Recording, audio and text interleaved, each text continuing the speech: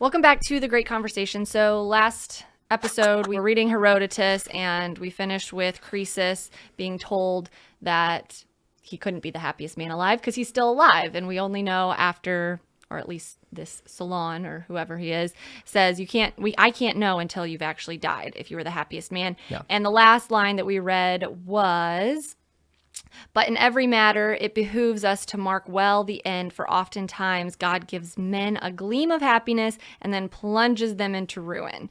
And that's what we saw happen to Croesus. Yeah.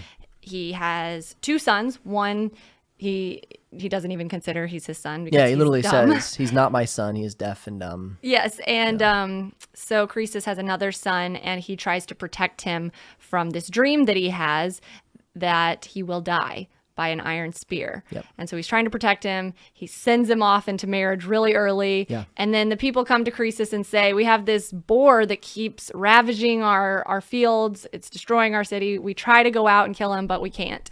And would you please send your son to help us?" And Croesus says, "No, he just got married. I'm not sending him out. He'll die." And then this man comes for refuge to Croesus and says he's accidentally killed his brother and he's seeking refuge. Croesus takes him in, and then after he cleanses him, he decides that he's going to allow his son to go out and help with the boar because his son says, "How could I die chasing a boar?" Yeah. And so his father says, "Okay, yes, you can go out and earn your honor from the people. Yeah. But take this man that I'm sending with you to protect you, the man that accidentally killed his brother." How did he accidentally kill his brother? Yeah, we don't know, but it doesn't seem like a good idea. I just Yeah. kind of wonder, I'm like, this has to be fable, because how could someone not see, How could you not okay, see maybe that? in my dream, my son's chasing a boar and somebody else hits him. Like, Yeah, I think the guy who accidentally killed his brother should have told Croesus how he killed his brother, because he could have been a real shoddy hunter. maybe he did, and that's just Herodotus doesn't put that in, or Make the connection. the person telling him the story about this Lydian Empire Yeah. with Croesus ruling. Who knows? But that's all that Herodotus shares with us. Yeah, So, anyways, should I share what happens? I mean, yeah, Talk about what happens. yeah, for sure. So his son goes out and is actually killed as, I think his name is Adrastus. yeah. If I'm saying it correctly. Yeah. Throws the spear, Misses. misses the boar, and it hits Croesus' son And kills him. Yep. And so there's a lot of mourning going on through what we've read. And then from there, now what's taking up and occupying Croesus' mind is that the Persians are taking over the world. And the Lydian Empire, he has a lot of reason to care, because on the other side of the river, his brother-in-law is ruling this area that the Persians have taken over. So he wants to get back at the Persians for that. And that's where we are right now. Yeah. It's really interesting, kicking off the story with Solon telling him, you will not know it's if you're happy until life's concluded. Mm-hmm. And, it says the book, or Herodotus says that he goes on to say that because he responded kind of griping about that the gods sent this dream and this curse upon him. And it's super interesting how the timing of that in history makes it seem like it was because the gods wanted to spite him. And we're still kind of feeding into this. Obviously, this came from Greek mythology coming up through, and the gods were seen as these caricatures who wanted to just fuss with people, who just wanted to play games and play with them. And it's interesting. Do you think that is a good representation of the gods in this story, a continuation of Greek mythology through this?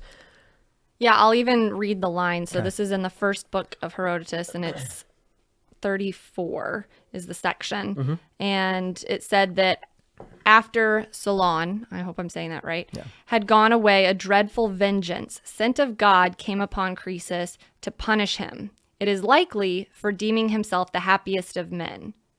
And then he had his dream. Yeah.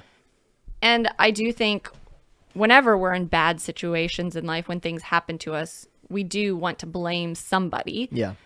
And so, did we get that from our culture coming from this civilization, that we as people, as mankind, we want to blame somebody. And it's like, we don't believe in God. We don't want there to be anything that we have to answer to until something, culturally, we don't believe until in we God. want something, or until something's going on in our lives that's dreadful and we need somebody to blame. That you're out to get me, that you don't see me, or you do see me and you don't like what I'm doing, and that's why you've sent this curse upon me.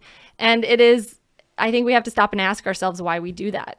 Why do we live however we want to live on the day-to-day when things are going fine and we're in charge, we're supreme, we're the God of our own lives, but then as soon as we need something that's out of our control or things aren't happening the way we want, there's got to be somebody who's in charge here that I can sacrifice to, in our culture today, just, call out to say, I'll give you these promises. I'll do this if you promise that you'll, if you save me, I'll give my life to you, or I'll give all my money to the church, or I'll go and save the orphans or feed the hungry or whatever. Yeah.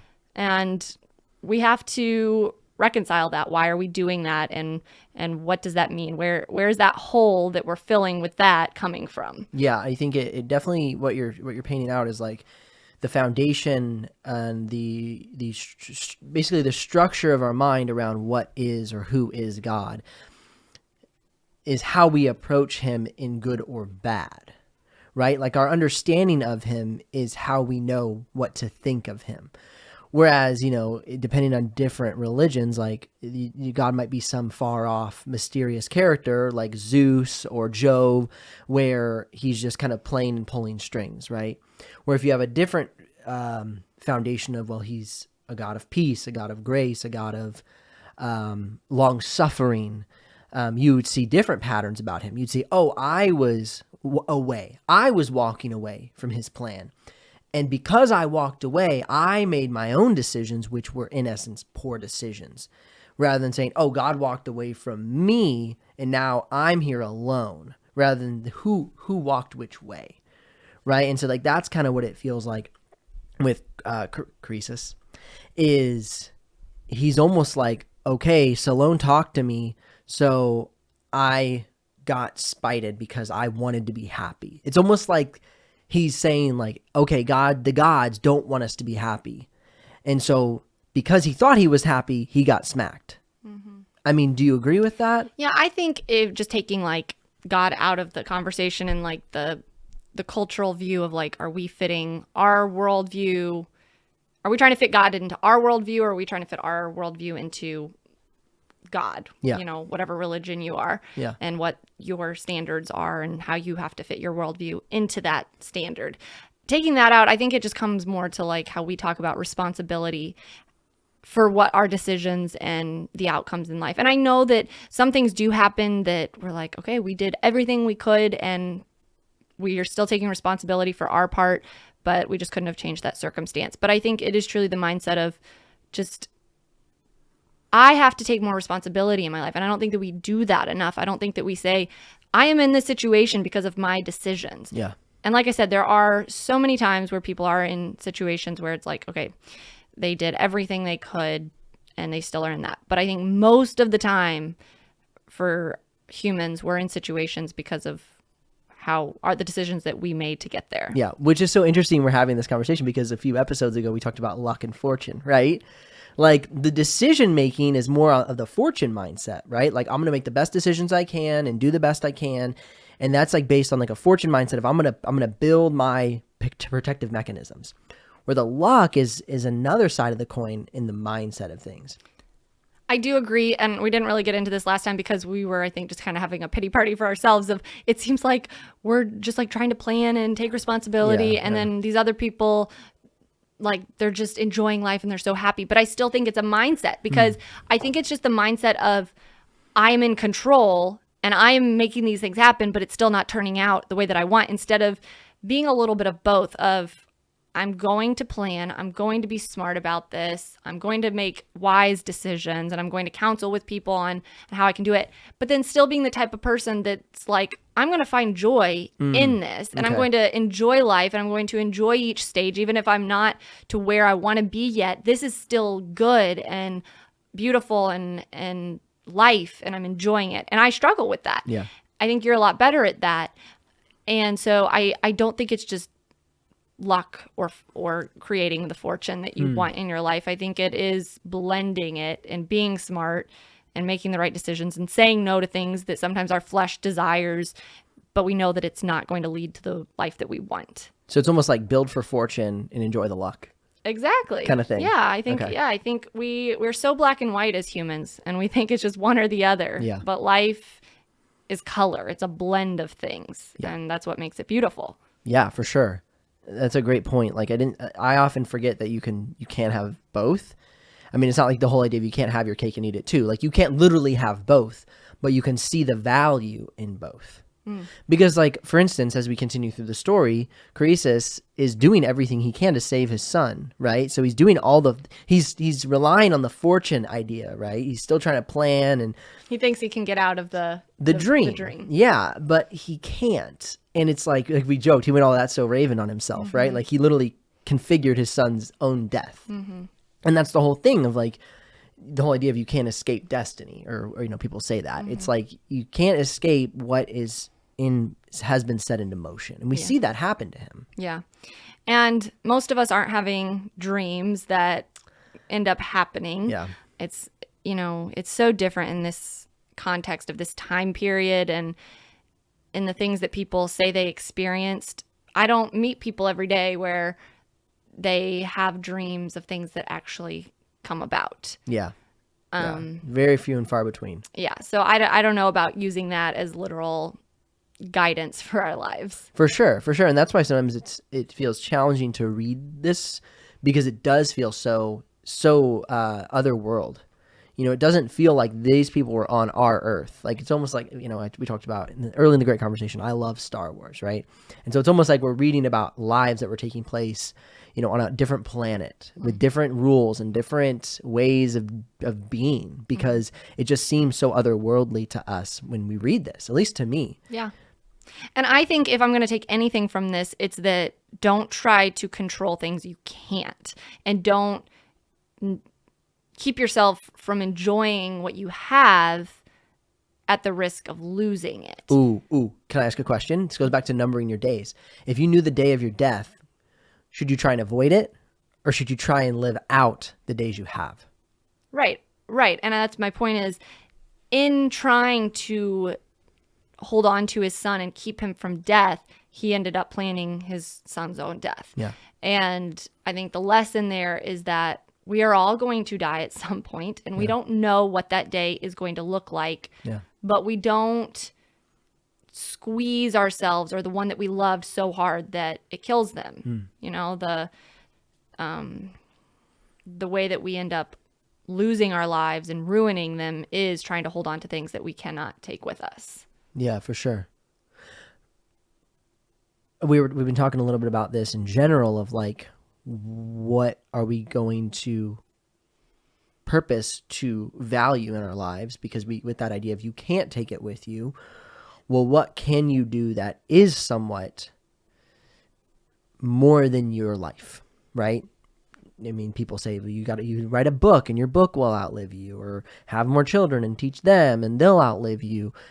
Like sitting in this moment, looking at Croesus, like what can we do to even outlive? Like, could he have poured more into his other son? Like, is now all he has is his other son, right? So now he has to turn his focus to his other son and say, this is my only legacy. Like, but he doesn't. He doesn't, right? But for us, like thinking about that. And I think that's the lesson, that as we read history and rulers of time past, you just see it over and over again. They were taking on the world, but what legacy were they? It seems like they were just doing it for themselves, because they didn't even plan their successor very often in a good way. They didn't spend time teaching their children. Usually, like, their children might have poisoned their father and taken over and done what they wanted to do with it. Or I think of, just so many different kings. I was King David and Absalom. King David. And he had sons, and instead of him spending time teaching his children what he was considered the man after God's own heart. And then his children were not. And so I just think so many times it seems like these men are taking on the world and then they don't really have a plan. I was just reading earlier about Alexander the Great, and in his death, he really just didn't even have nobody knew who his kingdom, the world, was going to go to after he died.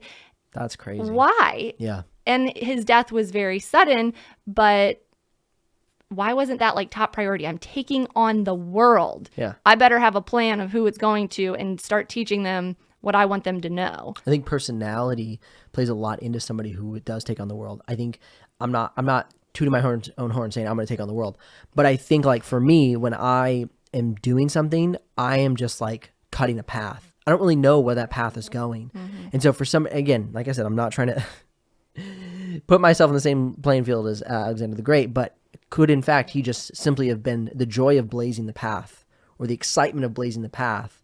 He doesn't care what's behind him. He cares what's out in front of him. Yeah. And so it's a different mindset, somebody who's going to take on the world versus somebody who's going to plan the world. Yeah. And I don't think a lot of these great men were good people in the sense of we would consider a good person today. Yeah. You know, we have these men that we know and they're greats of time past, but they would have been just terrible people. Well, I was going to say, they properly name other people in history, like Ivan the Terrible. Like, that's probably a better name. Like Alexander the Atrocious, like would be maybe a better name for what he did to other people. I mean, we don't really think about how barbaric this time period was. I mean, just even reading with Croesus and he's trying to get in touch with Sparta so Sparta can come and help him. And oh no, Sparta, they're occupied with their 300 men and that are just going to go out and they all die. Yeah. You know, all but one. Yeah. The things that they did were just barbaric. And you're like, this doesn't sound great. But again, like I was listening to something from Jordan Peterson recently, and he was saying that great art or maybe even great men become more memorialized over time, where we forget the blemishes and we only see the result. And so it's very easy to memorialize somebody who created our current circumstance. We're grateful for the current circumstance, but if we knew how it got there, we'd probably loathe our current circumstance because of the blood or the shame or the deceit or the cheating that it took to get it. And so there comes another moral question is, are you grateful for where you are because you're there? Should you reflect on the past of how you got there? Like, that's what we see a lot in our culture over the past, like, maybe decade or two, is loathing where we are. And so there's just this huge fight in you when you start reading this stuff and you're like, wow, that was awful, but look what they did to civilize culture. Mm-hmm. Again, like, I'm just kind of working through these thoughts in my head right now. Right. No, I think, a huge example is the Roman Empire. They were incredible when it comes to establishing civilization. The Roman roads, so that good people could travel. Yeah. But yet the Roman Empire, the Caesars were not great people, but the result was great. And so it is one of those things. We do have to be thankful for what we have been given, but understand that flawed men established it. Yeah. And that's just something in the world and in culture that I think that we have to understand. And I think that we are okay with it. Of course, when we stop and really reflect, it's good for us to be like, okay, is there some way for me to get where I want to go without having to be that way? And I think that there are ways. But of course, to establish rule and reign in a barbaric time, to bring order and say, we are going to establish order here, which is what Rome did, it meant a lot of bloodshed, right? Yeah. And we don't stop and think about that. Well, it's so interesting because something our son often asks me when we watch different movies, whether we're watching history or even he's watching, like, even some of his kid shows have good and bad people, right? And so when we're talking about that, he'll say, well, are they good?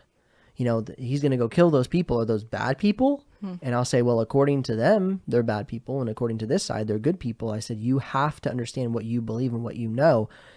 And unfortunately, that other side might be wrong, but they think they're doing good.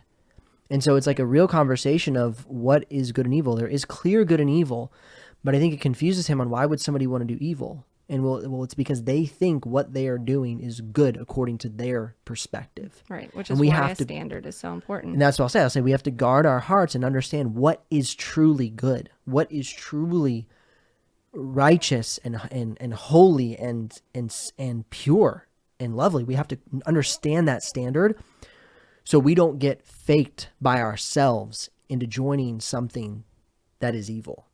Because somebody can paint a beautiful picture of something that we actually end up in a pickle and we did something bad. And I feel like that even as adults and as humans, we have to be very, very careful. Again, this is why a liberal education is so important. Reading these things and having a very base understanding of it and working through the history of it so we can clearly paint the real picture of how we got here and understand how we're going to move forward. Do we want to move forward the way these guys did, or do we want to move forward in a different way? And that's a lot to consider. A heavy topic in a way this week. I mean, there was nothing shiny and bright and really amusing. Mm-hmm. Sad. He loses his son in the That's So Raven way. He kind of created his own destruction. He responds with what is seemingly grace, right? He responds with kindness to the man who killed his son. And he says an interesting line. He says, I have received all the avengement, or something like that. All the vengeance that is due.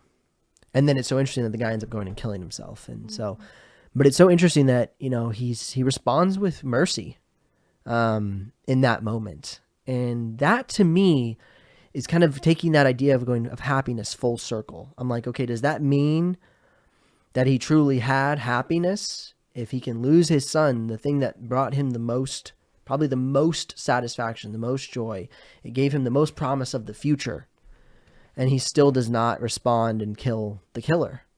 In essence, he says, wow, I see how this was kind of my fault. Is that? Well, Adrastus, I think was his name. Yeah. Said, you can kill me. I understand what I've done, yeah, and I deserve death. Yeah. And that's when Croesus says, my vengeance is satisfied. Yeah, satisfied. Yeah. Quite a heavy episode, only read a few pages, but how much is packed into these pages. We keep saying it's going to take us a while to get through Herodotus, and we're okay with that. It's not some goal to finish the great books by any point. It's our goal to understand them and talk about them and think through them. And so if you've been here with us on this episode till now, thank you for hanging in there, and we'll see you on the next one.